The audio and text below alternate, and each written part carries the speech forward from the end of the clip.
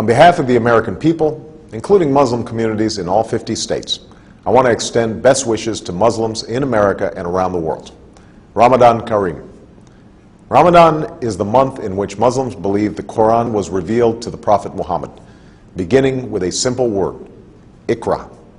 It is therefore a time when Muslims reflect upon the wisdom and guidance that comes with faith, and the responsibility that human beings have to one another and to God. Like many people of different faiths who've seen Ramadan through our communities and families, I know this to be a festive time, a time when families gather and meals are shared. But I also know that Ramadan is a time of intense devotion and reflection, a time when Muslims fast during the day and perform Taraweeh prayers at night, reciting and listening to the entire Quran over the course of the month.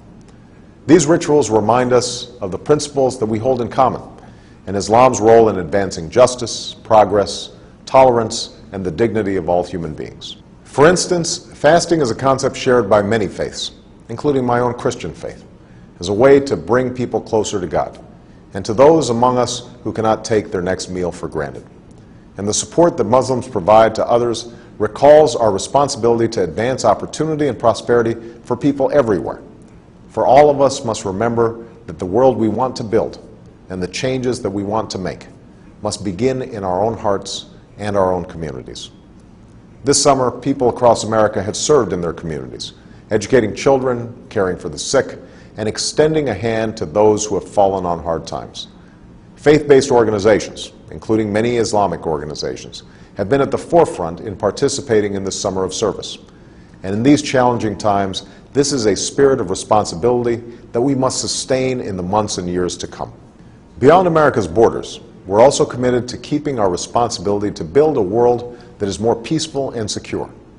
That's why we're responsibly ending the war in Iraq. That's why we are isolating violent extremists while empowering the people in places like Afghanistan and Pakistan. And that is why we strongly and actively support a two-state solution that recognizes the rights of Israelis and Palestinians to live in peace and security. That's also why America will always stand for the universal rights of all people to speak their mind, practice their religion, contribute fully to their society, and to have confidence in the rule of law. All of these efforts are a part of America's commitment to engage Muslims and Muslim-majority nations on the basis of mutual interest and mutual respect. And at this time of renewal, I want to reiterate my commitment to a new beginning between America and Muslims around the world. As I said in Cairo, this new beginning must be borne out in a sustained effort to listen to each other, to learn from each other, to respect one another, and to seek common ground. I believe an important part of this is listening. And in the last 2 months, American embassies around the world have reached out not just to governments, but directly to people in Muslim-majority countries. And from around the world, we have received an outpouring of feedback about how America can be a partner on behalf of people's aspirations. We have listened.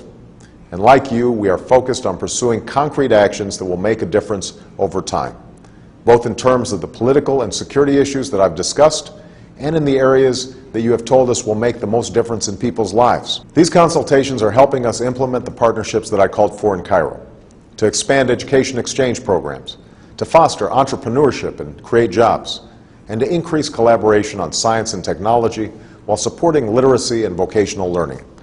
We're also moving forward in partnering with the OIC and the OIC member states to eradicate polio, while working closely with the international community to confront the common health challenges like H1N1, which I know is of particular concern to many Muslims preparing for the Hajj. All of these efforts are aimed at advancing our common aspirations, to live in peace and security, to get an education and to work with dignity, to love our families, our communities, and our faith. It will take time and patient effort. We cannot change things overnight, but we can honestly resolve to do what must be done while setting off in a new direction toward the destination that we seek for ourselves and for our children. That is the journey that we must travel together. I look forward to continuing this critically important dialogue and turning it into action. And today I want to wish Muslims across America and around the world a blessed month as you welcome the beginning of Ramadan. May God's peace be upon you.